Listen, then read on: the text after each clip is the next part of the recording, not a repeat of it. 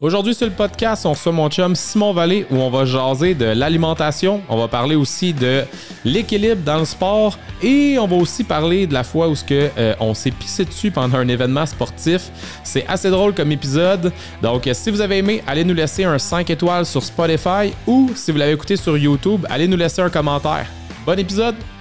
Alright, comment ça va mon Sim? Ça va bien toi? Yes. Long time no see. Long time no see. Bienvenue pour la première fois dans le studio de podcast au centre d'entraînement SB Training. Il n'est pas encore 100% fini, mais on s'approche de quelque chose. Ouais, on n'est pas dans un sous-sol avec des chaises d'enfants ou autour d'un feu dehors, entendre le bruit. Là. Exact. Là, on attend quelques petits détails comme des rideaux, puis on va commencer à mettre ça de plus en plus beau, mais je trouvais ça intéressant de relancer les podcasts. Puis je me suis dit quoi de mieux que directement au centre.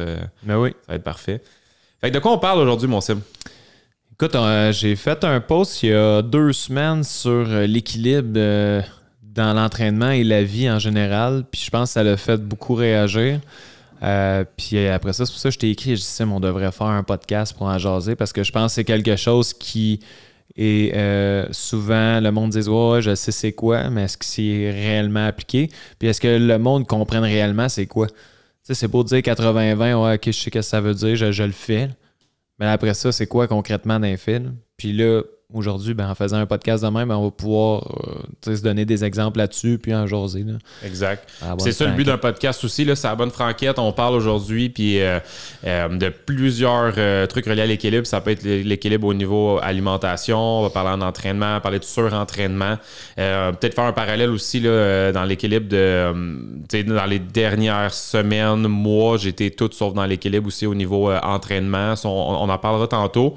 Puis aussi au travers ma transformation, là, est-ce que j'étais dans l'équilibre ou pas. Puis c'est surtout pour donner des conseils aux gens qui se lancent aussi.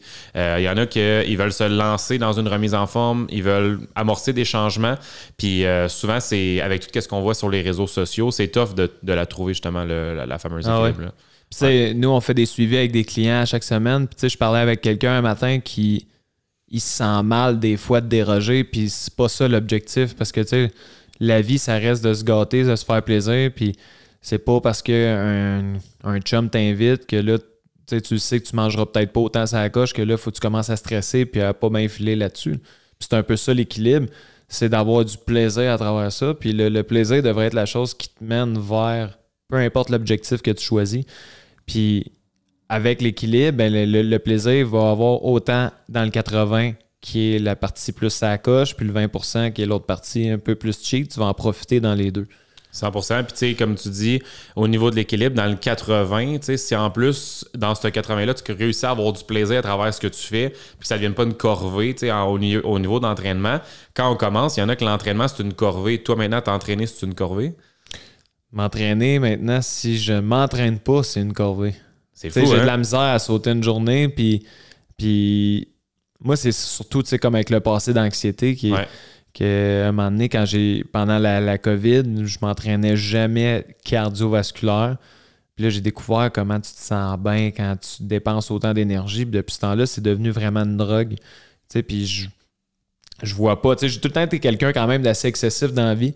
Assez impulsif, assez crinqué, assez intense. Fait que quand j'embarquais dans quelque chose, ben là, je lâchais pas le morceau. Puis là, quand j'ai découvert comme la dépense énergétique, tu sais, via la course, via le vélo, là, tabarouette, mon gars, man, tu m'avais perdu, là. Puis là, à chaque fois, je m'entraînais, puis là, tu sais, à chaque fois, je fais un entraînement muscu comme plus statique. Je suis là, genre, il manque de quoi, man? Là, faut que je fasse de quoi? M'aller courir. Fait que là, genre, je m'installe, je vais courir, puis là, tu sais, à un moment donné, c'est un équilibre aussi, puis c'est important d'avoir des journées de repos parce qu'à un moment donné, ben, tu te crées une fatigue puis un stress physiologique qui, à un moment donné, c'est important de pas négliger. Là. Puis tu t'entraînais comment, Sim, avant? Si tu dis, tu as découvert la dépense énergétique un petit peu plus tard, tu t'entraînais de comment? Moi, depuis le cégep, université, je m'entraînais beaucoup muscu traditionnel. OK. Mais tu sais, quand même assez rigide, là, mettons, du 4 à 5 fois semaine. Je courais pas du tout. OK. Je faisais pas de vélo. Mais tu sais, j'étais quelqu'un qui... on pouvait partir, on allait faire une rando. Je faisais du sport d'équipe. Tu sais, j'avais joué au deck, je jouais au flag. Mais tu sais, de courir pour courir, je le faisais pas. Mais c'était vraiment de la muscu plus traditionnelle. Puis, mais tu sais, j'étais vraiment plus gros musculairement. Mais en termes de body fat, j'étais beaucoup plus élevé aussi. Mm-hmm. Puis j'étais quelqu'un qui faisait beaucoup de smoker. Je mangeais de la viande rouge à côté. Là. Tu travaillais là-dedans, non? Ben oui, je travaillais là-dedans. On faisait des michouis. Puis j'avais vraiment beaucoup de plaisir à faire ça. Puis en même temps, je buvais peut-être un petit peu plus. Mm-hmm. Surtout la période universitaire. Fait que j'étais vraiment dans cette vibe-là. Je maintenais quand même un poids assez santé quand même. Mais c'est quand tout a fermé pendant la COVID que là, plus de gym. T'sais, là, j'avais un petit setup chez nous à ma première maison. Mais là, après ça, c'est là, mon chum Matt Bou, Coach Matt. Coach Matt. Ça faisait à peu Salut, près, Coach Matt. ça faisait à peu près 4 ans qu'il me gossait à m'acheter un vélo. Son petit vélo. Fait que là, pendant la COVID, je me suis acheté un bike. Puis là, un de mes chums qui est super bon à la course à pied, il a fait le marathon de Boston. Ben là, lui, il m'a comme coaché à juste essayer. Au début, je courais. Ouais, Fred, sans souci. Au début, je faisais du 2-3 km. Puis je me souviens, le premier 3 km que j'ai fait, là, j'avais mal partout. Oui, c'est sûr. Je sacrais. Je courais avec des Nike Free Run défoncés. Là, là, je chantais à chaque pas, je le sentais jusqu'à ma tête. Puis j'ai fait 2 courses de même. Je me suis acheté une paire de Saucony, là, vraiment comme stabilisateur, hyper neutre. Puis je suis parti là-dessus, puis en 8 mois après, je courais mon premier demi-marathon. Ouais, c'est ça qui est impressionnant de la course, c'est à quel point c'est mental. Tu sais, à quel point qu'au départ, tu dis, il est où le plaisir là-dedans? Puis quand tu défonces ces petites barrières-là au niveau de la course à pied, qu'après ça, tu réalises que c'est incroyable. Puis quand tu as fait ton premier finish, quand tu fais un événement, peu importe c'est quoi l'événement, en passant, ceux qui réussissent leur premier 5 km, leur premier 10, leur premier demi-marathon, peu importe le finish, le sentiment d'arriver, de voir tout le monde qui sont là, puis de traverser. Tu sais, j'ai fait des 5 km cette année avec la gang du club de course, des événements. Puis il y a du monde que c'est leur premier 5 organisé, puis ils pleuraient là, à la ligne d'arrivée. Juste l'endorphine qui débarque, tu viens de réaliser, tu viens de penser à toutes les courses que tu as faites, la progression, tu sais, ça spin dans ta tête. Tu te rappelles qu'au début, tu n'étais pas capable de courir, comme tu viens de dire, 2, 3. Fait que c'est sûr que c'est sûr que si on l'essaye, on abandonne tout de suite. On n'ira jamais chercher ce petit plaisir-là là, au niveau de la course à pied. Là. Tout à fait. Puis on oublie, je trouve. Tu sais, comme là, je cours du 40 à 50 km par semaine. Fait que tu oublies le moment de ta vie où courir 5 km, c'était un struggle. Ouais, là. C'est fou. Mais tu sais, c'est vraiment... C'est important de se donner la chance de passer par là. Puis tu sais, on va voir bien du monde qui font des distances incroyables. C'est super craquant, c'est super motivant. Tu sais, on t'a vu toi avec le demi-Ironman. J'ai vu un autre ami au demi-Ironman. Là, on voit du monde qui font des Ironman. Puis là, on voit du monde qui font des marathons. Là, tu dis tout le temps, tabarouette, c'est hot, man. Tu sais, mais à un moment donné, chaque étape vaut la peine d'être vécue. Ouais. Tu sais, puis on a fait, tu sais, moi j'ai coaché 22 jeunes à aller faire le demi-marathon à Ottawa. En passant, c'est vraiment, c'était beau à voir, juste voir leur face, sa photo, là, c'était une scène. C'était vraiment, puis à la fin c'était émotif, là, dès qu'ils finissaient, là, même moi j'avais le goût de broyer. Là, c'est sûr. Puis là, quand on voyait quand on a terminé, la course, on est allé manger à la cage, c'était super festif. Puis là, moi j'étais comme, ben regarde, prochaine étape, là, gang, on fait un marathon. Wow. Puis là, mais la mère d'une de mes élèves, elle est comme venue me voir, puis elle a dit, tu sais, Simon, elle dit, il y a tellement à apprendre aussi des demi-marathons. Ouais. Fait que, tu sais, c'est beau de dire, je check, puis je monte tout le temps. Ouais. Mais il y a comme quelque chose à apprendre derrière chaque événement, puis chaque type de course que tu vas faire. Puis c'est un peu ça aussi, une forme d'équilibre, de dire, c'est pas parce que je réussis de quoi qu'il faut toujours que je fasse plus. Ouais, exact. Tu sais, more is better, c'est un vieux cliché. Parce que quand on attaque des objectifs, il y a de les faire, puis il y a de bien les faire, de les faire vraiment en contrôle. Puis quand on maîtrise quelque chose, là, on est prêt à passer à autre chose. Puis une des choses qu'on fait souvent comme être humain, c'est de vouloir cocher des cases, puis de passer toujours à la prochaine affaire. Mais il y a toujours... Tu sais, parce que l'événement, c'est comme la finalité en soi, mais derrière chaque événement, il y a comme tout le pattern, toute la construction qui est là. Ouais. Hey, ton entraînement, man, là, c'est C'est du temps. C'est du volume. Puis, tu sais, comme tu l'as dit, as-tu eu du fun lors d'événements? Tu sais, aussi, des fois, il faut se poser la question. Tu sais, parce que, oui, tu as mis un check à côté, mais si je me rappelle, j'ai fait un demi-marathon en octobre, là, l'année de ma transformation. Je l'avais fait en. Je me rappelle jamais, là, c'est 1h33, 1h35, mais dans ces eaux-là, tu sais, j'étais pas loin de 195 livres, je venais de faire une grosse transformation, une grosse perte de poids. C'est vite en tabarouette, là. Ça donne à peu près 4,35 du kilomètre, 4,33 du kilomètre. Est-ce que j'ai eu du plaisir? Est-ce qu'à la fin, oui, j'étais fier du temps que j'ai fait, mais est-ce que j'ai eu du plaisir à travers le demi-marathon? J'ai pas eu le temps d'enjoy, là. Tout le long, je checkais ma montre, je suivais le lapin, puis je le lâchais pas, puis, tu sais, j'étais dans un grind. Mais, tu sais, quand on parle d'équilibre, puis là, ça, tu mets un check à côté de ce demi-marathon-là, tu dis, je l'ai fait en tant de temps. Ben, tu sais, comme tu le dis, ta gang de jeunes, est-ce qu'ils ont tous réussi dans le plaisir? Peut-être que oui, peut-être que non. Peut-être qu'il y en a qui auraient aimé ça, peut-être le faire un peu moins vite, peut-être le faire. Tu sais, c'est là, je trouve que tout le temps vouloir augmenter. Ouais. OK, j'ai fait un demi, je m'en vais un full. C'est pour ça que moi, 2 ans en ligne, j'ai fait des demi. Puis, encore une fois, l'année prochaine, je fais le full Ironman, mais c'est quand même un gros step. Là. C'est un énorme step. Ça, double, ça aurait pu être 5 ans à faire des demi là, avant de dire j'y vais. Là, fait que c'est bon là, ce que tu viens de dire. Tu sais, puis une bouteille à terre.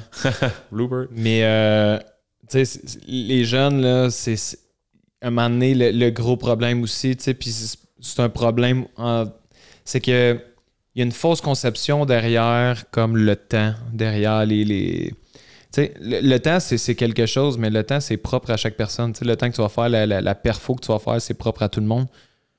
Le réaliser, par exemple, l'objectif, ça, c'est nice. Ouais. Puis le réaliser dans ce que toi, tu te fixes, ça, c'est nice. De toujours vouloir comme surpasser ce que les autres ont fait, ça va t'emmener à l'échec parce qu'il va toujours avoir quelqu'un meilleur que toi. C'est fou, ça. Ben oui. Puis les jeunes sont beaucoup dans ce que j'ai réalisé cette année. Puis je dis les jeunes, puis tu sais, même nous, là. Mm-hmm. Mais les jeunes, c'est que ça se bulle beaucoup sur le temps. Ça parlait beaucoup de ça. Puis, tu sais, il y en a beaucoup qui ont fini la course puis que, tu sais, je les voyais déçus. Puis que là, ça prenait comme un petit pep talk de dire, hey, au mois de novembre, là, tu courais 2-3 km. Là. Tu viens de faire un demi-marathon, man. Tu viens de faire un demi-marathon à 16 ans. Là. Ouais. C'est ça. C'est important, genre, là, des fois, de les ramener. Sois content. Là. Ouais. Tu sais, t'as fait 10 secondes de plus du kilomètre, on s'entorche. Ouais. Tu sais? Puis, ce fait-là de toujours les ramener à ça va aider nous aussi à se builder là-dedans.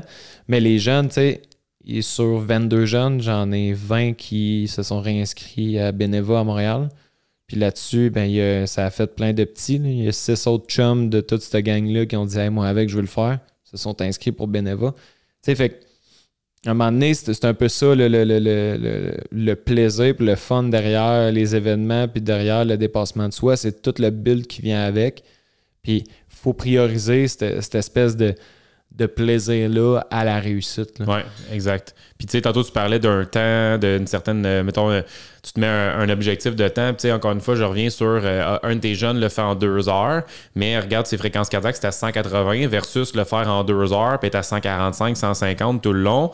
Ben, d'après moi, son sentiment de plaisir va être un peu plus la personne qui l'a fait à 145, 150. Donc, c'est pour ça que quand tu dis on apprend de chaque événement, on apprend de chaque course, ce que je trouve intéressant aussi avec la course à pied, c'est que c'est fou à quel point il n'y a pas une maudite course qui va être pareille. Là.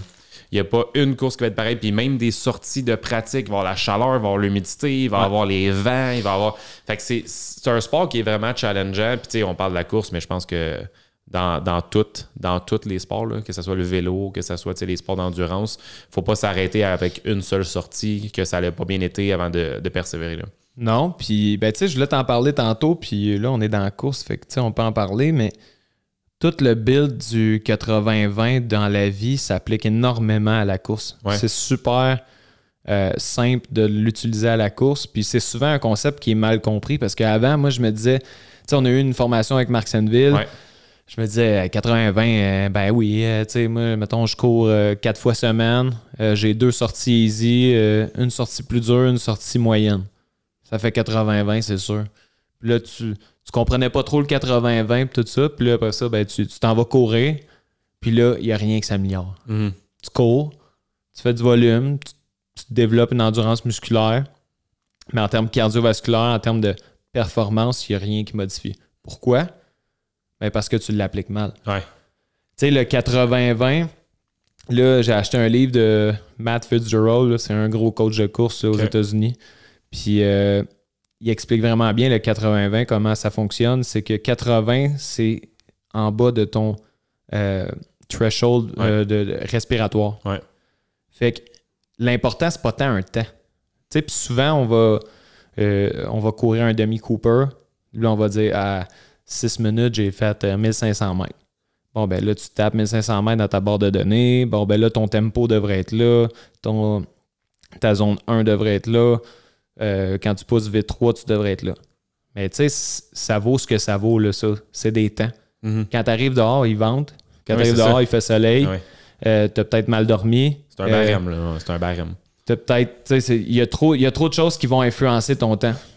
Une chose qui sera pas influencée, mais qui va être vraie à toutes les fois que tu cours, c'est tes battements cardiaques. Fait que si à chaque fois tu fais tes easy runs, puis tu es en bas de ce threshold-là, tu sais que pour moi, c'est à peu près 140, 145. Fait que quand tu te trouves en bas de ça, c'est que tu crées pratiquement aucun stress physiologique à ton corps. Fait que tu développes pas d'acide lactique. Oui, tu travailles ton cardiovasculaire. Fait que tu vas avoir un upgrade au niveau cardiovasculaire, mais tu ne crées pas une fatigue pour ton corps. Fait que le monde qui respecte ça pourrait courir 6 fois semaine, 7 fois semaine. Il pourrait-tu courir, mettons, 10 km par jour pendant 100 jours?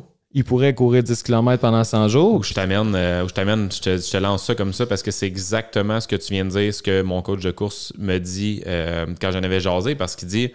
Quand tu cours en bas, justement, de ton threshold, au niveau de la course à pied, ce qui arrive, c'est que on enlève la portion stress. Il me dit, tu dois quasiment pas avoir d'acide lactique. Effectivement, tu n'as quasiment pas d'acide lactique, mais si tu le fais comme un épée, puis tu te mets à vouloir courir, parce qu'il y a du monde qui m'écrivait sur Strava, ben c'est facile, tu cours pas vite. C'est facile, tu cours pas vite. Ben, si j'écoute les gens qui commandent des niaiseries comme ça, puis ces affaires-là, ou quand on va faire une course, les boys ensemble, la dernière fois, notre jour 95. J'étais rigide, t'en souviens? Ah ouais? Puis là, on s'en va courir les boys ensemble. T'as Hugo puis Matt en avant qui courent comme deux poules pas de tête. Puis là, mettons, nous deux, on essaie d'aller les suivre, puis on suit pas nos battements cardiaques. Ben, c'est là qu'il peut arriver les risques de blessures, puis c'est là qu'on va moins s'améliorer au niveau des courses, mais c'est exactement ça. C'est faut courir intelligemment si tu veux upgrader. Puis tu sais, c'est propre à toi. Tu sais, puis moi, mettons, mon 140 battements, tu sais, je suis allé courir, mettons, dimanche. J'ai fait 16 kilos. Dimanche, je faisais à peu près 100 000 degrés. J'étais en train de virer fou. Puis quand j'ai couru là, 16 km à 145 battements, j'étais à peu près à 5,45 du kilo. Le lendemain, lundi, j'étais allé courir 9 kilos. Mais quand j'ai couru mon 9 kg, j'étais à 5,25 à 140. J'étais à plus bas. J'étais à vitesse plus basse, puis mes battements étaient 5 plus bas. Fait que tu sais, est-ce qu'il y a de quoi d'explicable? Non. Mais tu sais, si je m'étais dit, hey, je vais checker là, ma montre, il faut que je cours à 5,20. Mais ça se peut que samedi, dimanche, je veux dire, j'étais à 175 battements, puis là, c'était du gros stress. Ça aurait pu casser. Puis là, ce qui arrive avec ça, c'est que quand tu es fidèle à ça, puis que là, tu tombes dans ta partie intervalle, là, man, tu peux pousser en malade. Là, parce que ton corps, il est fresh. Tu pousses. Puis, en lisant le livre, c'est ça qui montrait tu sais, tous les plus grands coureurs au monde appliquent cette stratégie-là, puis sont vraiment fidèles à cette stratégie-là, parce que c'est elle qui a été prouvée qui fonctionne. Puis, moi, j'ai dit, parfait, je vais l'essayer pendant 3 semaines, puis je vais juste voir que ça a l'air. Puis, ça vaut ce que ça vaut, là, tu sais, les montres Garmin, puis tout ça. Mais en 3 semaines, mon VO2 max a augmenté de 3 points. C'est sûr. Quand ça fait 2 ans que j'étais à 52. C'est sûr. Là, en 3 semaines, il est rendu à 55. Là, ça te dit optimal de points, supérieur. Puis là, tu vois des affaires, puis c'est exactement la même affaire que quand j'étais allé, justement, quand j'ai engagé mon coach, justement, le Matt, au niveau de, tu sais, pour ma préparation de triathlon, mon marathon, tout ça. Il dit, tu vas voir, là, ta montre, elle va paniquer, parce que là, tu vas faire les bonnes affaires. Tu sais, avant, tu courais. Tu sais, il y a une différence entre courir ou avoir un programme de course puis faire les bonnes choses à la course à pied. C'est fou, là. Tu peux avoir du monde qui court depuis toujours, puis mettons, pour pas mettre sous le radar, Ariane, une de nos clientes. On a commencé à travailler ses zones de course, on a commencé à travailler au niveau de, justement, ses fréquences cardiaques, tout ça. Puis des fois, elle est en mode panique parce que là, elle va moins vite que d'habitude. C'est exactement ce que tu viens de dire. Si on s'en va courir, il fait 40 degrés, il est 7 heures le soir, c'est encore humide comme jamais, ça se peut que tu cours moins vite, c'est normal. Mais les journées où ça va être plus doux, parce qu'on les entraîne pour le demi-marathon petit train, bien, le petit train, on va être le 3 octobre, puis on va être bien, puis elle a fait tous ses entraînements, puis respecter ses zones. Il faut vraiment que tu fasses confiance au processus parce que d'un, c'est une des sciences les plus prouvées à la course à pied. Ouais. Puis de deux, tu vas juste être plus fresh, tu vas juste te sentir mieux à chaque fois. Puis, tu sais, si je te dis, mettons, cours plus lent, tu vas vraiment t'améliorer. C'est challengeant. C'est challengeant, mais Chris, au moins, c'est plus facile. Oui, mais qui le fait? Personne ne le fait parce que pourquoi personne ne le fait? Pourquoi je courais moins vite? Tu me suis sur Strava. Mettons, je cours à 6:30, là, tu vas me dire, coudonc, ça va? Tu es-tu blessé à une jambe? Ouais, mais... Tu comprends? Il faut apprendre à... Tu sais, c'est parce que s'entraîner, c'est s'entraîner. Ah ouais. Tu sais, tout ce qu'on met sur Strava, là, c'est pas un événement à chaque fois. Là. Quand tu t'en vas faire un 15 km d'entraînement, là, parce que t'es rendu à faire ta longue de 15, mettons, c'est pas une course organisée. Yeah, moi, je te dis ça. Tu sais, c'est ça, mais... Je parle pour les autres. Là. Moi, je sais qu'il faut le faire. Il faut vraiment comprendre cette espèce-là d'équilibre du 80-20 parce que si tu veux être capable de pousser dans tes intervalles, puis si tu veux être capable d'arriver au bout de ton mésocycle à ton événement puis de dire je donne la meilleure perfo de ma vie, ben il faut que tu aies fait ce processus-là. Puis une des erreurs que j'ai faites en coachant mes jeunes pour Ottawa, c'est que je voulais toujours pousser la machine avec eux. Ouais. Je voulais toujours comme être le coach qui montre l'exemple. Ouais. Puis là, ben un moment donné, ben, de vouloir trop en faire, d'un, je me suis blessé. Ouais. Je me suis fait une tendinite au genou. Ouais. Puis de deux, ben, t'arrives au bout, man, puis que j'ai pas fait une performance que j'ai vraiment pas fait le meilleur que j'étais capable à Ottawa. Là, puis j'étais dans mes battements dans le tapis, je me suis pissé dessus parce que j'étais genre j'étais en train de virer fou là, à 19,5 kilos, tu sais, puis des 20 km. Là, tu fais comme si rien n'était, mais tu vraiment pissé dessus? Je me suis pissé dessus. Puis comment tu as trouvé ça? Ben en fait, check, gars, t'as-tu déjà fait le demi à Ottawa? Non, mais je me suis pissé dessus pas mal au Ironman à Tremblay. Ouais, bon. C'est quand même impressionnant. Ben moi, c'est en fait, à Ottawa, quand t'arrives à la colline parlementaire, c'est genre un très long faux plat. OK. Mais tu sais, je considère pas ça une côte, là, mais c'est vraiment un long faux plat qui finit pas. Là. Puis, j'ai essayé de suivre Hugo au début. Okay. Ouais, Hugo qui court pas mal plus vite que moi. Mais c'est parce que c'est tellement crowded. Là, il est petit, lui. C'est le gars 5 pieds 4 là, qui travaille à Speed Training? Même pas. 5 pieds 3. 4 pieds 9. 4 pieds 9. OK. Fait que Hugo, il va vraiment... Tu sais, Hugo court vite. Ouais. Hugo court vite. Puis en plus, c'est pas lui, c'est pas le plus intelligent dans ses trainings de course. Là. Ouais. Il est bon pour dire au monde quoi faire, mais tu sais, il aime ça, genre tout le temps se défoncer. Fait que Hugo, je le vois partir, je dis bon, je vais essayer de le suivre. Mais, classique, j'arrive à genre 4-5 km, mes battements sont à genre 165, 170. Tu sais, c'est ben trop pour commencer ma course. 17, là. Exact. Fait que là, j'essaie de me cacher derrière quelqu'un plus grand, plus gros que moi. Je mesure 6 pieds 2, des fois c'est tough. Fait que là, j'en spot un. Il court à peu près à 4,55. Fait que genre, je me colle dans son cul. Puis là, man, j'essaye. Je sens que ça va bien. Je le lâche pas. Jusqu'à temps qu'on arrive au 15-16e. Puis au 15-16e, on monte la colline. Ouais. Puis là, man, j'ai plus de jambes. Là. Ouais. Puis écoute, je suis entraîné. Là. Le boy est encore là. Je suis entraîné. Là. Je pense que je dois avoir eu 1000 km de course dans mon année. Ouais. Tu sais, c'est pas... Mais c'est qu'à un moment donné, j'ai pas écouté zéro mes battements. Puis j'ai continué à juste genre faire semblant, genre je vais être capable.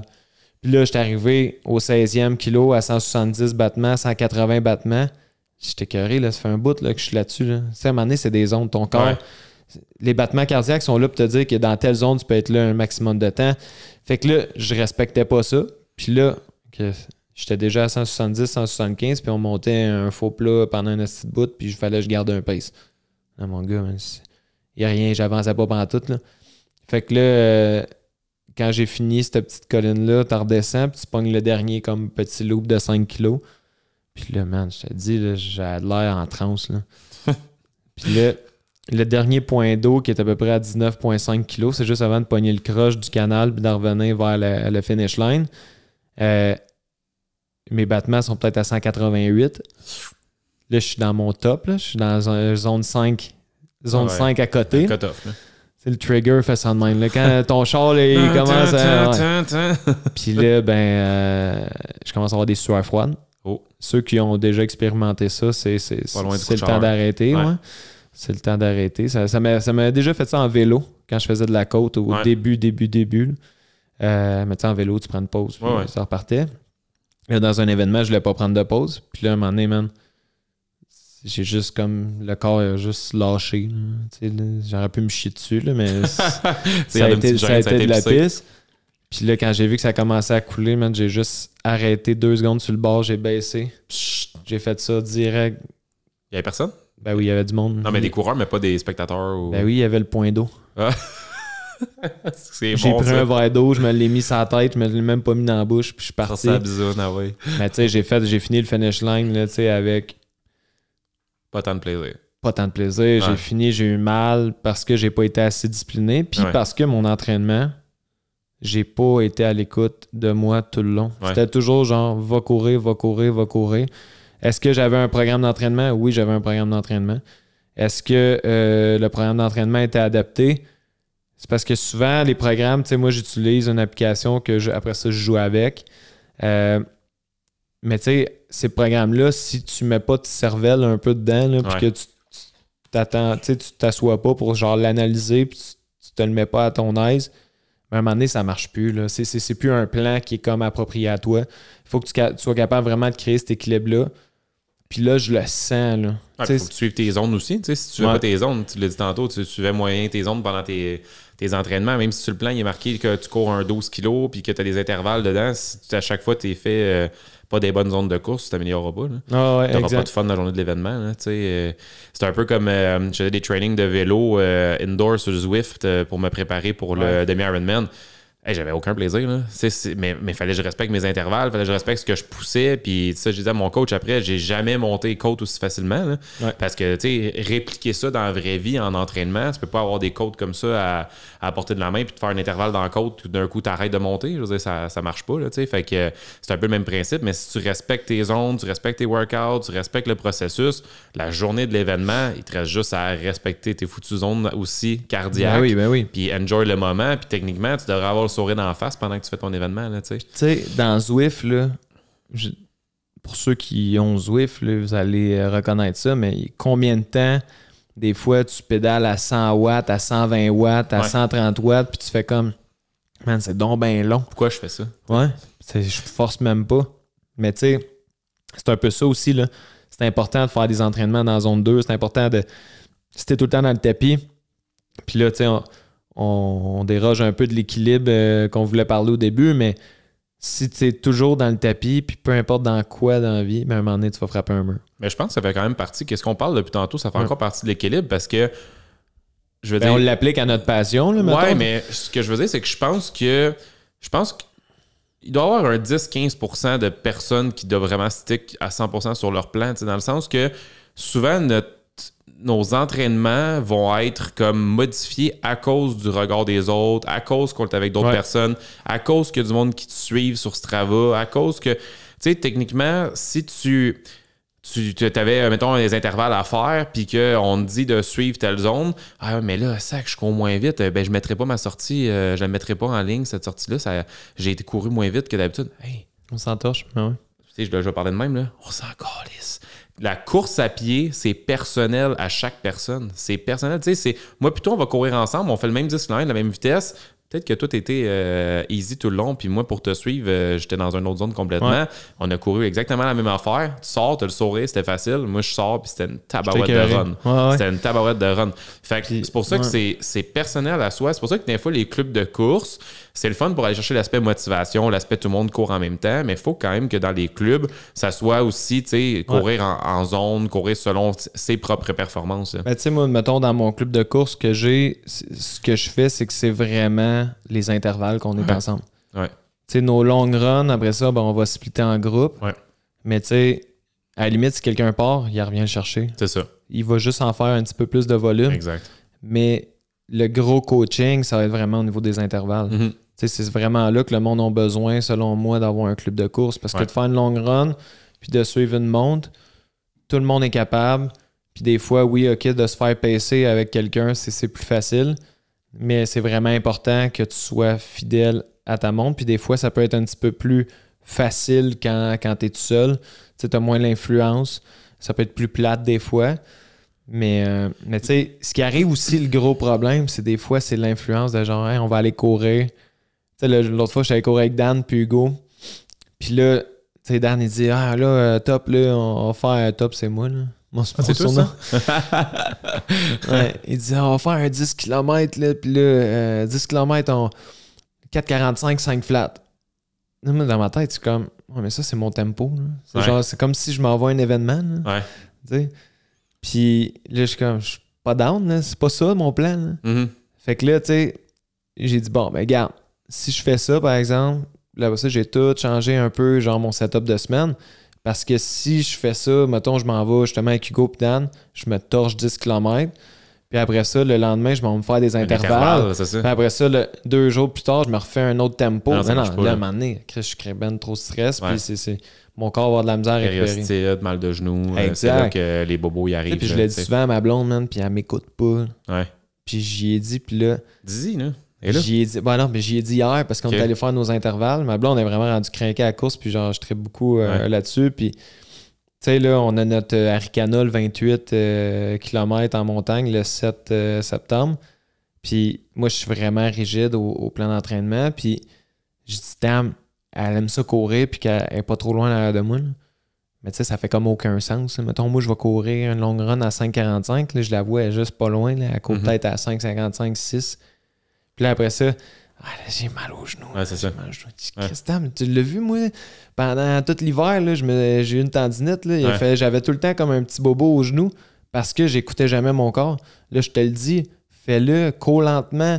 Puis là, elle va voir un traitement. Puis le gars, il dit, ah, même, qu'est-ce qu'il va faire? Ah ouais. Mais là, ça venait pas de toi, fait que ça va passer. Peut-être. Moi, c'est de même avec ma blonde. C'est que si elle veut continuer, puis c'est un peu comme tout le monde. Si tu veux continuer à être capable de t'entraîner à chaque jour de ta vie, puis continuer à être capable de donner le meilleur de toi-même, faut que tu comprennes qu'à un moment donné, tu peux pas pousser la machine tout le temps. Là. Non, c'est ça. C'est un peu la même chose que le monde qui font des burn-out dans la vie. Là. Ouais. Si à chaque fois tu débarques à la job, puis tu travailles sa pression sans arrêt, à un moment donné, tu vas frapper ton mur. Mm-hmm. Puis hier, j'ai fait un post sur la santé mentale, puis l'engagement des gens, puis c'est fou les réponses qui sortent de là. Là. C'est fou comment le monde de notre société remet toujours à plus tard leur bien-être mental. Mm-hmm. C'est toujours repoussé à plus tard, toujours repoussé à plus tard. Puis à un moment donné, c'est quoi qui arrive avec ça? Mais c'est qui arrive, genre des astiques de grosses dépressions. C'est intense, là, puis s'en relever de ça, c'est dur. Là. Puis s'en relever d'une blessure, c'est la même chose. Là. C'est tough. Là. Ouais.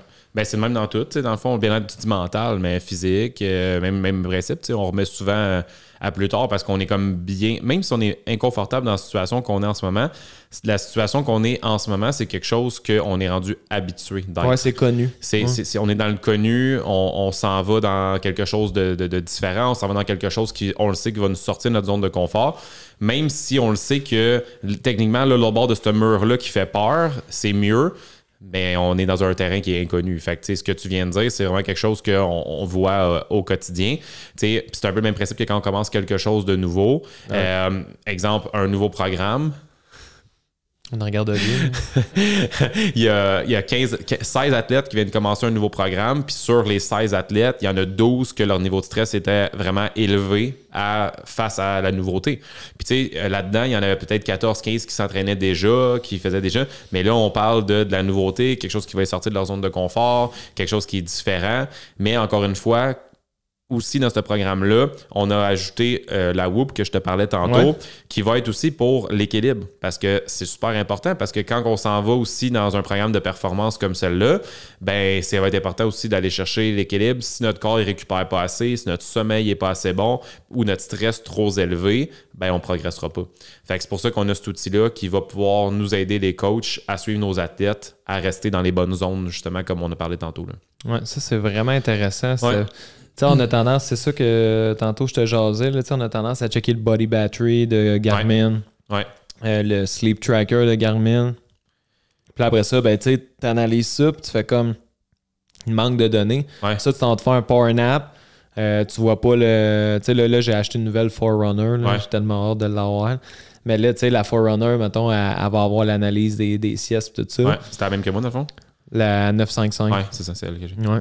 Celle-là? Ouais. Tantôt, je vais l'essayer sur mon poignet, voir comment elle fit. Là. Non, mais c'est ça, c'est cool, c'est quand même assez précis, mais, tu sais, mettons, ça veut dire quoi? Tu sais, il y a bien du monde qui me dit, ça veut dire quoi, ce 11 de body battery? Je fais quoi aujourd'hui? Tu sais, ça veut dire, ben, t'es dans le tapis, t'es dans le jus de techniquement. Ton onglet stress dans Garmin, il est juste marqué stress. Ouais, ça veut dire quoi? Tu sais, c'est quoi ce stress? C'est stress élevé, stress moyen, tu sais. Fait que c'est là qu'on va chercher des données supplémentaires avec la Whoop. Puis, tu sais, c'est vraiment hot parce que là, il a commencé à être popularisé par les plus grands athlètes, les Ronaldo de ce monde.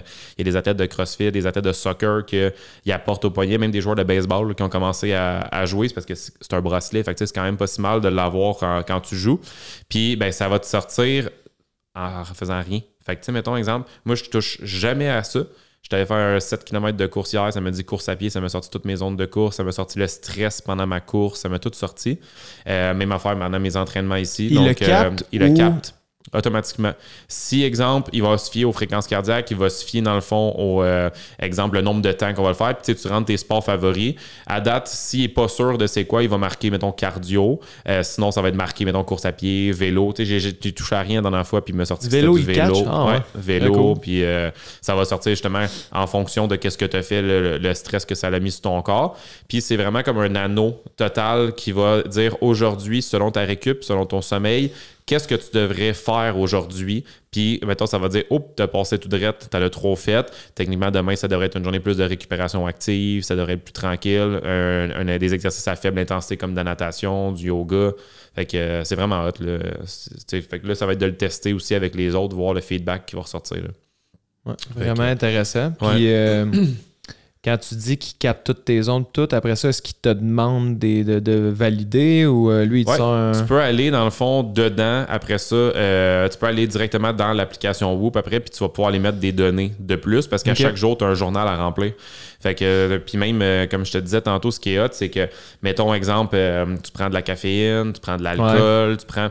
Si tu remplis vraiment bien ton journal, ben ça peut dire l'effet que l'alcool a sur ton sommeil. Ça peut dire, dans le fond, l'effet que la caféine tardive a eu sur ton sommeil. Si tu as mangé trop tard, ça va te demander à la dernière heure que tu as mangé mettons, un repas ou quoi que ce soit. Hey, Simon, j'ai analysé que après, mettons, 2 semaines, quand tu manges après 20 heures, ton sommeil est moins récupérateur. Fait que ça te sort des données vraiment hot. Là. C'est vraiment poussé. Là. J'ai eu un petit... J'ai tombé dans un panneau jeudi dernier au FEQ. OK. Le panneau de l'alcool. OK. Puis tu te réveilles le lendemain, puis tu sais, à chaque fois que j'ai une trop grosse soirée, tu sais, je me réveille le lendemain et je dis là, j'arrête à boire. Je bois plus. Tu sais, je considère pas avoir un problème d'alcool parce que tu sais, je bois pas souvent. Là. Mais après ça, quand tu analyses, c'est fou, man, comment, tu sais, tout là, je veux dire, tu as arrêté de boire depuis très longtemps. Mais c'est fou quand tu analyses ça, tu vois tout le stress que tu crées à ton corps. T'sais, ça reste. La caféine, à un certain point, peut être bénéfique au niveau sportif. Peut être bénéfique au niveau.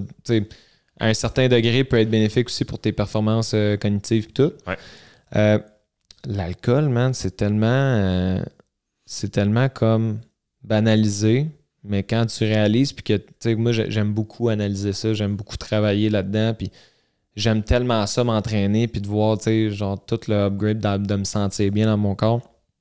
Puis quand, j'aime ça, mes soirées, là, que, tu sais, tu prends un verre, t'es bien, mais après ça, là, tu sais, quand tu l'échappes un peu plus, puis tu regardes ça, après ça, tu fais comme, wow, man, tu sais, je me sens empoisonné, là, tu sais, là, je me suis vraiment comme... parce qu'après ça, tu analyses comme, justement, moi, juste avec Garmin, là, puis tu sais, j'imagine même pas l'analyser avec ton Whoop, là, mais je l'analyse avec Garmin, parce que je fais comme shit, man. C'est beau, là. J'ai dormi 8 heures, 9 heures. Des heures de scrap, je check mes affaires de stress, man. C'est dans le tapis, mes battements. Tu sais, moi, battement au repos, tu sais, je te jase en ce moment, je suis à 48. Là, puis quand je regarde, mettons, ma nuit au sommeil que j'ai bu, mettons. Si je vais avoir dormi à 65 de BPM. Je sais pas si ça le dit sur Garmin, mais avec ça, il parle de la VFC. Là. Je sais pas si c'est quoi. Là. La variabilité des fréquences cardiaques. Ça, c'est justement, si, mettons, tu as du gros stress, mettons, ça va même détecter quand tu vas être malade. Moi, ça l'avait détecté. Là, j'ai pas eu un petit virus de garderie. Là, mes filles ont rentré à la garderie. Puis, ça le savait avant moi que j'allais être malade, man. Ma VFC est devenue instable. Ça m'a annoncé que sûrement quelque chose allait se produire. Puis vu que la VFC devenait instable, ça m'a dit que je vais être malade après. Fait que même chose pour toi. Tu sais, mettons, exemple, là, une nuit là, mettons, une soirée d'alcool. Là. Sûrement que les variabilités là, de tes fréquences cardiaques, ça ferait ça au niveau du sommeil. Là. Je suis pas mal sûr que ça jouerait vraiment là, au niveau de la récup après. Là. Fait que tu sais, c'est pas qu'on dit encore une fois dans l'équilibre que tu peux pas boire. Là. Non, c'est juste de comprendre l'effet que ça a sur ton corps. Puis tu sais, des fois, il y en a qui sont comme hey, je comprends pas, j'ai pas de résultats, je comprends pas, je perds pas de poids. Tu sais, des fois, c'est d'analyser ça. Est-ce que t'en fais trop, première des choses? Est-ce que t'en fais pas assez? Tu sais, des fois, sortir de sa zone de confort, on en a déjà parlé aussi dernièrement. Fait que des fois, t'en fais pas assez ou t'en fais trop. Ton sommeil, ta récupération, est-tu bonne? Puis est-ce que, dans le fond, pendant 5 jours, ça fait du sens? Puis après ça, quand on dit l'équilibre, si t'es 2 jours de la fin de semaine, tu t'exploses la face, puis que ça soit dans l'alimentation ou alcool, c'est pas ça non plus l'équilibre, tu sais. Fait que c'est ça qui est... Puis tout le stress que tu t'imposes, tu sais, là, j'ai déjà expliqué aux gens, tu sais, ce que ça faisait avec le cortisol, le corps, tu sais, qui va stocker des graisses, tout ça, mais si tu récupères jamais, ben, tu crées de l'inflammation énorme sur ton corps. Ouais. Puis après ça, ben, ça peut créer justement un débalancement hormonal, ça peut créer de la rétention d'eau. Puis ça, c'est sûr, ça va affecter ta perte de poids. Ben oui. Tu sais, il y en a qui nous écrivent, qui disent je me suis jamais autant entraîné, j'ai jamais autant été rigide sur mes affaires, puis j'ai pas autant de résultats que dans le passé ou whatever. Je dis ouais, mais des fois, être trop intense, c'est ce qui va te bloquer. Exact. Être capable de slacker puis de comprendre. Tu sais, il y a un plan d'entraînement sur 5 jours. Il y a une raison pour laquelle c'est sur 5 jours. Ouais. Puis les 2 journées que tu n'es pas en plan d'entraînement, une récupération active, c'est quelque chose d'hyper bénéfique qui ne va pas créer de stress sur ton corps. Marcher, tu l'as dit, un yoga, tu l'as dit, aller nager, aller comme un peu jouer dans ces zones-là. Puis c'est pas parce que tu t'en vas faire du vélo avec tes enfants ou tu t'en vas faire une sortie de vélo qu'il faut tout le temps... Dans le tapis. Mais ça, moi je te dis ça à toi, là, mais genre, mettons, il y a 2 mois, là, j'avais comme pas fait ce cheminement-là, puis c'est vraiment depuis le demi-marathon d'Ottawa que j'ai comme fait, il y a de quoi dans mon setup d'entraînement qui était pas top, là, que je pourrais modifier. Puis c'est là que tu réalises que, c'est correct, là. Là, ma blonde, elle s'est acheté un vélo en carbone, puis elle est bien craquée de faire du bike, fait que là, je pars avec elle, je commencerai pas à rouler à 32, man, puis à faire ça de même en arrière, là, je l'attends, puis Puis ça peut combler dans des récup actives. Si, exemple, que tu n'es pas dans le tapis, puis tu t'en vas juste mouliner, puis tu t'en vas rouler avec du monde de ta famille, puis tout ça, ça compte des récup actives. C'est ça qu'il faut comprendre, que tes journées, techniquement, que tu n'es pas dans le tapis, ça va juste t'aider à récupérer et à mieux te sentir pour tes autres journées, pour être fresh, là, comme tu disais tantôt. Là, je fais un petit... Oli, peut-être que tu n'es pas content que je te nomme, là, mais... Oli m'a montré sa montre, tu sais, puis là, moi, je disais, mettons, hey, ma fréquence cardiaque, là, elle drop pas mal, puis sûrement que toi aussi, elle drop pas mal. Mais, dans le fond, salut. Mais là, quand j'ai regardé, toi, tu m'as montré, t'es à 89. Puis ça, c'est une des choses que tu vas voir, plus que tu vas t'entraîner, justement, au niveau cardiovasculaire. Ta fréquence cardiaque au repos va diminuer de façon incroyable. Puis ça, c'est une preuve que ton cardio s'améliore énormément. Puis tu sais, des fois, on a tendance à toujours valider notre cardio en checkant le VO2 max, mais c'est pas juste ça, le VO2 max. Le VO2 max, c'est comme ta capacité maximale que ton corps va être capable de donner de l'oxygène à l'effort. Mais au repos, ça va paraître, tu vas mieux dormir. Tu sais, un gars, une personne, une fille aussi, puis non-binaire, n'importe quoi, là, on tombe pas là-dedans.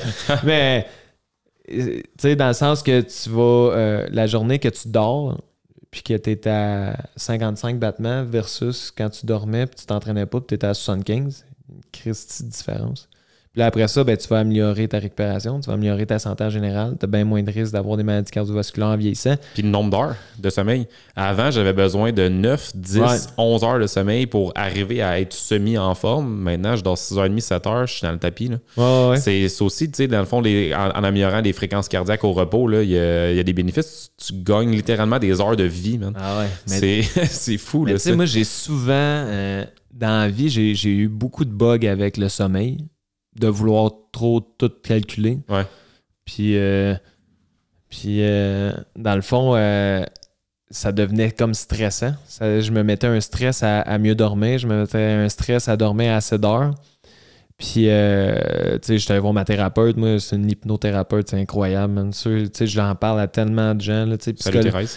C'est Thérèse, je l'adore. Puis, l'affaire, tu sais, il y en a beaucoup qui vont voir des psychologues. Puis les psychologues, c'est comme tellement difficile. Puis c'est un time clock. Puis il n'y a pas tant de solutions à ça. Mais elle, ça m'a vraiment parlé de comme décrocher de ça. Puis la journée que tu te détends, que tu te couches, peut-être que tu dors pas. Mais que tes battements cardiaques sont stables, puis tu relaxes dans le lit, c'est une phase de sommeil. Ah oui, 100%. Tu récupères. Ouais. Est-ce que c'est la meilleure phase de sommeil? Non. C'est une phase de sommeil.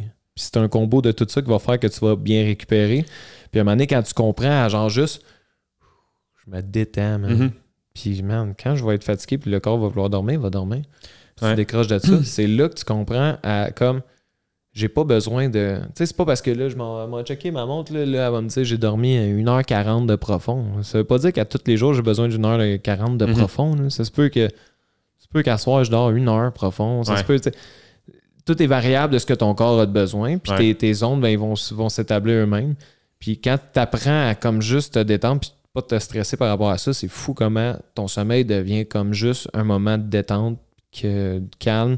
Puis tu penses même plus à comme tout checker ça. Puis tu penses plus à il faut que je dors 9 heures comme avant, là, quand tu bougeais moins. Puis là, ça devient pas mal plus concret. Ben oui, puis c'est pour ça que celle-là, je sais pas si elle le fait, mais celle-là, ça marque tant au lit. Fait que dans le fond, les autres, avec Whoop, ils sont capables de voir que tu es juste en train de te calmer, t'es pas endormi encore, mais tu sais, dans le fond, le total, à la place d'écrire sommeil, c'est marqué temps au lit. Fait que d'après moi, qu'est-ce que tu viens de dire, ça doit être quelque chose qu'eux, ils sont capables de capter avec justement les fréquences cardiaques qui se calment là, pour préparation au sommeil, là, j'imagine. Ouais, exact. Fait que c'est quand même assez précis là-dessus. Mais tu sais, ce que tu me parles aussi au niveau des heures, c'est qu'il y en a qui se mettent aussi du stress à vouloir avoir un meilleur sommeil, puis ça va les empêcher à dormir. Ah, tout à fait. Fait que tout est là-dedans aussi, là, dans le fait que, comme je parlais avec Oli, tu sais, des fois, c'est tu trouves juste quelque chose pour décrocher 100%. Moi, mon truc, c'était de lire 10 pages. Après ça, ben, finalement, Chris, je l'aime, mon livre. 15, 20 pages. Mais tu sais, ça fait en sorte que je décroche. Tu sais, je suis tellement tout le temps sur le sago avec mon téléphone, avec les suivis clients, avec tout le temps à les entraînements, que des fois, c'est juste de OK, on met ça à off, là, le téléphone, il est ça à charge, on touche plus à ça, on décroche, tu lis, à un moment donné, tu commences à être fatigué, dépose le livre, mets le signet, ciao, bye, là, ça part. Tu sais, fait que c'est de trouver des fois des trucs qui font en sorte que ça peut t'aider à décrocher puis t'en aller vers un bon sommeil. Là. Écouter un podcast, ça peut être, tu sais, moi, c'est des hertz, là, des genres de la musique calme avec une tonalité associée au sommeil. Mais tu sais, un podcast qui te fait décrocher, tu sais, mettons, exemple, moi, un podcast sur, mettons, l'immobilier ou un podcast qui fait en sorte que, non, là, je suis pas en mode décrocher, je veux entendre des affaires importantes, puis là, je vais me prendre des notes, c'est vraiment quoi qui te fait, comme tu l'as dit, tout écoute sous-écoute, tu sais, des choses qui te fait comme mettre le cerveau à off, là, tu sais. Ouais, souvent des podcasts de sport avec, là, tu sais, t'écoutes les gars qui te... Tu sais, nous autres, on...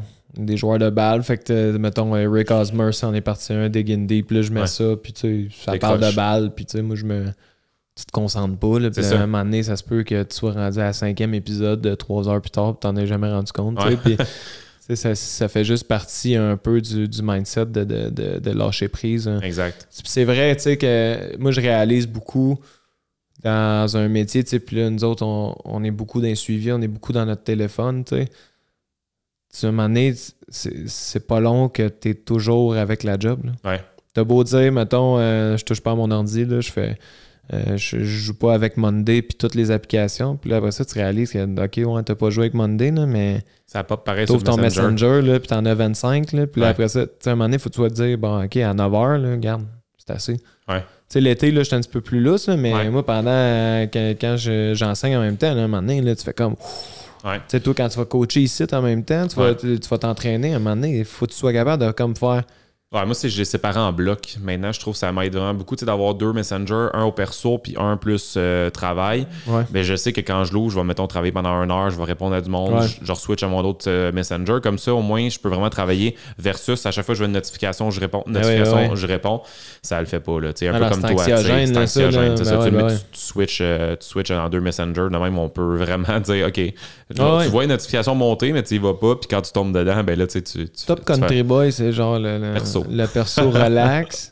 Puis SBT, c'est juste en mission. En mission. Ah ouais. Fait que Sim, pour conclure, là, parce que je pense que moi, plutôt, on pourrait se jaser de même pendant des heures. Là, ça fait longtemps qu'on s'est pas vu en plus. Niveau équilibre au niveau de l'alimentation, on finira avec ça. Ça serait quoi tes conseils à donner là, pour garder l'équilibre? Parce que là, je sais pas quand est-ce qu'il va sortir ce podcast-là, mais là, on est en plein été. Beaucoup de gens ont de la difficulté avec l'équilibre. Il y en a que c'est l'été, il y en a que c'est l'automne, il y en a que... C'est quoi les meilleurs trucs pour garder l'équilibre? Surtout l'été, que c'est moindrement que tu as des vacances qui prennent le bord souvent, c'est comme la routine. Ouais. Puis dans la routine, il y a tout l'aspect préparation. Puis si tu n'as pas de préparation au niveau alimentaire, c'est sûr que tu vas déroger. Ouais. Tu sais, va faire une semaine d'entraînement, là, puis t'as pas de plan. Mm-hmm. Calvaire, ça se peut que ton entraînement, ça soit fucked up un peu. Ouais. Fait que tu sais, c'est un peu le même principe. Puis ça, je l'explique à beaucoup de monde, c'est que plus tu vas avoir une certaine structure dans laquelle tu vas... À la limite, tu sais, une structure, là, c'est juste, je vais manger, tu sais, qu'est-ce que j'aimerais déjeuner cette semaine, dîner, souper.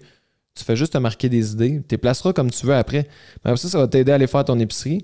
Puis en même temps, quand tu les places, puis que, mettons, hey, mercredi, j'ai tel chum qui vient souper, parfait, tout ça. Ben, samedi, j'ai tel souper. Là, ça te permet de voir que, tu sais, ton 20%, il est facile à cibler. Mm-hmm. Tout le reste, c'est setupé, tu sais. Puis après ça, ben, tu es capable d'avoir de quoi de concret, puis tu es capable de le bouger à travers ça. Puis c'est pas parce que une fois, avec les enfants, tu t'en vas manger une crème glacée que tu viens de scraper tout ton setup. Tu sais, c'est un peu ça l'équilibre. Puis la journée, moi j'ai souvent parlé de la carte de crédit d'entraînement. Mm-hmm. Mais tu sais, si je sais que je m'en vais à un show, je m'en vais faire de quoi, ben, je vais juste cette journée-là m'assurer d'être au moins actif puis de pas être trop patate dans la journée. Puis après ça, elle est là, l'équilibre. Ben oui, 100%. Pour vrai, j'ai une crèmerie au bout de ma rue. Là. On est des clients réguliers, là, je veux dire. Puis, tu sais, au début, je me sentais mal. Je suis comme... J'ai un gym à Saint-Roch, pas mal tout le monde nous connaît maintenant à Saint-Roch. On se promène, puis là, tu sais, on est là quasiment, je sais pas, c'est pas une fois semaine, des fois 2 fois semaine, là, avec son gros craving de crème glacée. Là. Fait que tu sais, on est là, puis là, je suis comme, I don't care. Je veux dire, je m'entraîne, je fais 3-4 workouts par jour, je cours, je fais du bike, tu sais, dans le sens que, mais, encore une fois, ça fait partie du jugement. Tu sais, comment ça que ça m'a passé par la tête de peut-être me demander qu'est-ce que je devrais prendre à la crèmerie? Hey, on s'en fout. C'est toi, personnellement, tu le sais, qu'est-ce que tu as à faire. T'sais, tout le monde devrait savoir un peu ce qu'il y a à faire. T'sais, tu le sais, les trucs. Coupe-toi des légumes, coupe-toi des fruits, coupe-toi des affaires qui sont déjà prêts pour que cet été, il n'y ait pas de surprise au niveau de ta préparation. C'était bien plus facile de manger des piments quand ils sont déjà coupés que de voir le piment qui est là, qui traîne. Mais oui. On s'entend. Ben oui. Après ça, au niveau de, dans le fond, il y a quelqu'un qui t'invite à la crèmerie. Hey, si au pire, tu as mangé une crèmerie là, cette journée-là, ben les autres journées, fais juste mieux manger, essaie de réduire le nombre de glucides que tu vas manger, essaie de... Tu sais, dans le sens qu'on est l'été, là, quand même, là, je veux dire, les crèmeries, c'est ouvert quoi, 2 mois par année, 3 mois par année? Je veux dire, on s'empêchera pas, tu sais, on en a des clients, là, sur le même, là, non, j'en mange pas, là, je résiste. Mais des fois, là, de résister de même, ça fait en sorte qu'après ça, t'es juste frustré, puis pas le fun, tu sais, puis... Ouais, puis c'est ce qui fait que tu décroches un peu, tu sais, puis à un moment donné, c'est ce qui fait que t'en as tellement ton casque, après ça, tu déroges souvent. Ouais, puis tu peux lâcher sans monter. Il y en a que... combien il y en a, là, ils ont fait keto pendant 3 mois, ils ont perdu 30 livres, ils ont arrêté, ils ont repris 40, ils ont essayé, mettons, des diètes restrictives, ils ont tout coupé, après ça, ils ont repris ou plus. Ou, tu sais, trouvez-vous quelque chose, encore une fois, qui fait en sorte qu'une fois de temps en temps, de vous le permettre. Puis, tu sais, je t'en parlais tantôt, Sim, pendant ma transformation, mon premier, mettons, 60-65 livres que j'ai perdu, je m'avais juste enlevé le plaisir de tout ce que j'aimais des desserts. Quand je parle de dessert, c'est que la seule chose que j'avais le droit de manger après le repas, c'était des fruits. Puis ça, on parle de pendant, mettons, 6, 7, 8 mois. Man, la première fois que j'ai remangé du dessert, là, mettons une pointe de tarte ou whatever, hey, je pensais que c'était grave ce que j'étais en train de faire. Ça veut dire que dans ma tête à moi, j'avais pas fait des bonnes associations, puis que c'est rendu que manger un morceau de tarte, c'était un cheat. C'est juste de mieux doser ce que tu as mangé dans ta journée. Puis, il n'y a rien de mal à une fois de temps en temps se le permettre, surtout quand tu t'entraînes avec une charge aussi intense que ça. Puis, ça fait en sorte que si une fois de temps en temps, te le permets, ben ça enlève l'association de « Aïe, c'est vraiment grave ce que je vais faire, c'est vraiment grave ce que je suis en train... » À un moment donné, il faut aussi que ça reste... Une espèce d'effet de culpabilité. Exact. C'est ça, combien on en a du monde que « Oh non, j'ai mangé une poutine. » Fine. Demain, tu vas te sentir... Tu sais, ton sommeil va être moins bon. Tu vas te sentir moins bien le soir de ta poutine. Le lendemain, mange mieux puis repars. Tu sais, ça finit aussi que plus tu te permets ça, puis plus tu te dis, garde, j'ai le droit. Ouais. À chaque fois que tu vas manger une poutine, tu vas genre faire. Tu sais, moi, là, j'étais un gros mangeur de poutine. Ouais, j'aimais ça, là. Master, là, genre, ça... Ça doit faire 6 mois à peu près, je suis comme écœuré. C'est moins trippant, ouais. Tu sais, je peux en manger quand je veux, là, tu sais. Mon cheat, il est pas tant là. Moi, à la limite, mon cheat, man, c'est un bon vieux plat de pâtes, là, genre avec des crevettes dedans et tout ça. T'sais, moi, c'est comme le gros... je déroge un peu de mes affaires, mais même là, c'est pas tant pire. Là, non, c'est ça. Puis quand tu manges tes pâtes, là, ou mettons, tu manges ton affaire là, que t'aimes ou quoi que ce soit, fait juste comme... Des fois, il y en a, c'est de le documenter, de te l'écrire. Comment je me suis senti. Moi, des fois, pendant mon 100 jours, c'est comme quand je mange ça, puis je m'en vais courir, je me sentais vraiment comme de la scrap. Ça te donne pas le goût là, de retourner manger ça après. Ou des fois, c'est des lendemains de, mettons, ça a été une soirée où on a mangé, mettons, plus gras, whatever. Le lendemain matin, je me lève 4h15 pour aller au gym. Aïe, je filais vraiment pas bien. Là. Vraiment, vraiment bien. Ben, tu sais, si tu t'en rappelles de ces affaires-là, ben, ça va t'aider justement à faire des meilleurs choix au niveau de ton alimentation. Mais ça fait partie de la game de s'en permettre une fois de temps en temps. Là. C'est important. Ouais. Tout à fait. Puis, non, mais je sais pas si ça fait combien de temps qu'on se jase de même, mais on doit être pas loin d'une heure. 56 minutes. Faut taper l'heure. Faut taper l'heure. Sim, c'est quoi tes prochains objectifs? Prochain objectif on l'a dit physique? tantôt. Ouais, on l'a dit tantôt. Le 7 septembre, je m'en vais faire Ricana, 28 km. C'est où exactement ça? Ça, c'est dans la Malbaie. OK. C'est une montagne. Beau, là. Ça va être beau. Ouais, je m'en vais là avec Coach Dan. Ouais. Ma blonde puis sa blonde à lui. Gros gars de trail, ça, de Coach Dan. Ouais, que je vais rencontrer à trail au mois d'avril. Ouais. Dan ne courait pas du tout. Incroyable, hein? Et depuis le mois d'avril, il est devenu un adepte. Ça le courir, là, il est des bons paces. Ouais. Un autre qu'il faut qu'il apprenne à ralentir parce que là, il est comme dans... Tu sais, quand tu commences en plus, là, puis tu t'améliores, là, c'est skyrocket, mais il faut vraiment que tu sois fidèle à ça. Mais oui, il est incroyable. Puis, tu sais, on a fait Notos à Victo au début juin, puis il a fini 8e, je pense, sur tous les adultes hommes. Fait que c'est quand même hyper impressionnant. Puis, fait que c'est ça. On va faire ça avec lui. On part ça va être le 7 au matin. 1200 dénivelé. Dans le fond, comment il faut le calculer quand tu fais de la trail, c'est que ce qu'on m'expliquait, là, c'est que c'est 100 mètres de dénivelé équivaut à 1 km de course sur ton corps. OK. Fait que dans le fond, on fait 28 comme un marathon, 1200. Finalement. Fait que ça ressemble à un marathon là, en termes d'effort. Fait que, tu sais, en termes de temps, tu sais, j'aimerais ça rentrer ça en 4 heures parce que c'est la seule fois que j'ai fait un trail, j'ai couru en bas de 6 minutes du kilo. Puis c'est comme mon seul target, mais tu sais, j'ai pas trop de références là-dedans. C'est vraiment comme on n'a pas tant de setup de trail ici. Si proche, là. Fait que, tu sais, je m'en vais plus pour l'expérience. Puis là, après ça, Beneva Montréal. OK. Puis... un marathon ou un... Là, je fais le demi encore. Okay. Marathon, j'ai dit à Coach Matt que mon premier marathon serait le full... train l'année prochaine. Train du Nord l'année prochaine. Fait que je pense qu'on peut être une grosse gang qui va s'inscrire là. Déjà là, on est une vingtaine d'autres cette année. Fait que... Ouais, j'ai mon chalet à côté. Puis le départ est à Val-David. C'est vraiment à côté de chalet. Fait que je pense que ça peut être vraiment un setup très, très nice. Puis en même temps, comme premier marathon, une petite pente descendante tout le long. Je pense que ça peut être un bon début. Puis je vais aligner ça. C'est sûr que le triathlon m'interpelle beaucoup. J'aimerais bien ça faire un olympique. Nice. Faut juste que je donne la claque. Là. On a coach Marie-Pierre Tessier qui veut m'aider à la nage. Parce que, tu sais, l'olympique, on va se le dire. Puis ça, c'est une autre affaire que je voulais te parler avec. Je parlais avec Guillaume Paquet, qui est un super athlète, un ami. Puis, tu sais, on parlait en fin de semaine en courant. Puis il me dit, tu sais, le olympique, le gros problème avec ça, parce qu'il dit, pourquoi tu fais pas le demi-Ironman? Tu sais, c'est sûr que t'es capable, le Big, là. Je dis, c'est pas une question d'être capable, tu sais, je veux genre le maîtriser, genre, on dirait.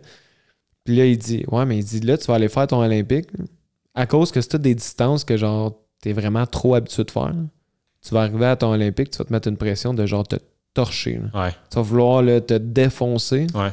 Versus le demi-Ironman, tu vas vouloir l'accomplir. Exact. Puis il dit, j'ai fait des olympiques, mais il dit, j'ai bien eu plus de fun à faire des demi-Ironman parce que c'est tout le temps comme challengeant. Mm-hmm. Tandis que, tu sais, un olympique, ben oui, c'est comme, tu sais, mettons, faire du vélo, là, mettons, je suis habitué, là, ça fait longtemps que je fais du vélo. Fait que, tu sais, c'est 45? C'est 40. 40, tu sais, faire 40 de vélo, Même moi, quand je sors mon vélo de chez nous pour faire 40, je suis comme genre, ouais, je sortirais pas mon vélo, là, 40. Ça dépend, tu le fais où aussi, parce que, mettons, mettons, 51-50 de Tremblant, ouais, ça, c'est 2 fois la Duplessis. Exact. Fait que, tu sais, ça l'équivaut à. C'est 2 fois la Duplessis. C'est juste ça le parcours. C'est 2 fois la Duplessis. C'est ça le 40. Duplessis, tu montes 10 fois, tu descends 10 fois, tu montes 10 fois, tu descends 10 fois, 40 over. C'est ça. Tu montes 10 fois, tu montes 10 km? Ouais, 10 km. Fait que, tu sais, c'est un 10 km de montée, 10 km de descente, puis tu fais ça 2 fois. C'est tellement le fun, la montée. Mais c'est ça. Fait que c'est pour ça que. C'est trippant. C'est physique, mais tu sais, encore une fois, ce qu'il te dit, c'est quand même un bon conseil parce que c'est juste 400 mètres de plus de nage. Fait que, tu sais, au niveau du volume de nage, c'est pas. Puis c'est le demi-marathon à la fin. Tu sais, dans le fond, là, qui claque dans les jambes, c'est ton demi. Mais tu sais, effectivement, que t'es quelqu'un en forme déjà. Fait que, tu sais, mettons, exemple, tu voudrais un défi.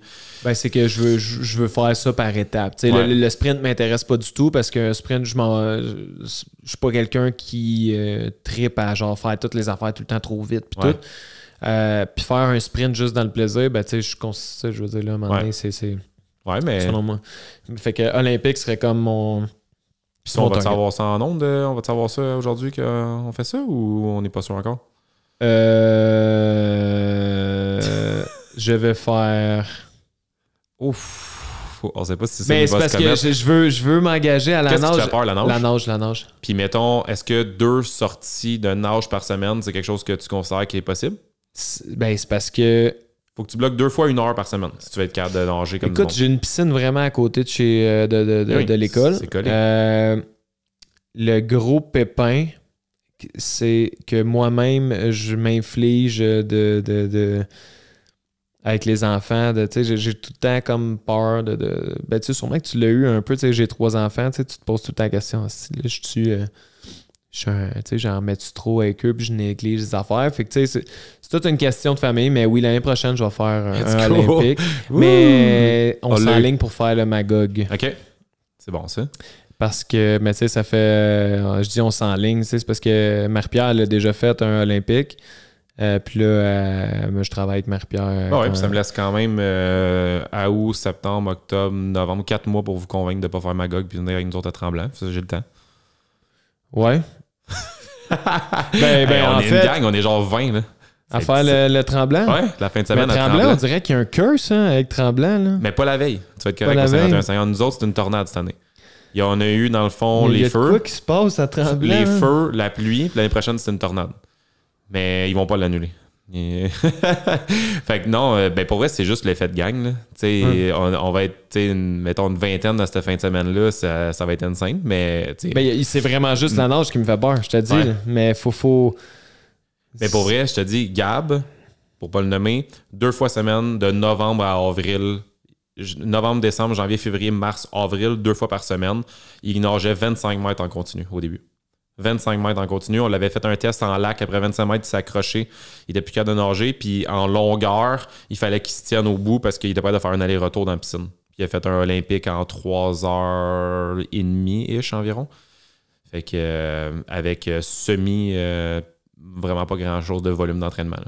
Ouais, c'est ça. Fait que, tu sais, moi, ça me stresse pas bien, votre nage. C'est juste de se dire, 2 fois par semaine, je prends 1 heure. Tu sais, mettons, dans l'eau, c'est 30-40 minutes. Là. C'est juste de prendre le temps de le mettre à l'horaire. Là. Avec un wetsuit, tu flottes tout ça. Eh oui, facile. Puis moi, je te pousse. Fait que gang, c'est pas mal ça. Là. Nous autres, on a jasé pas mal. On a jasé une bonne heure. On a réussi à le taper.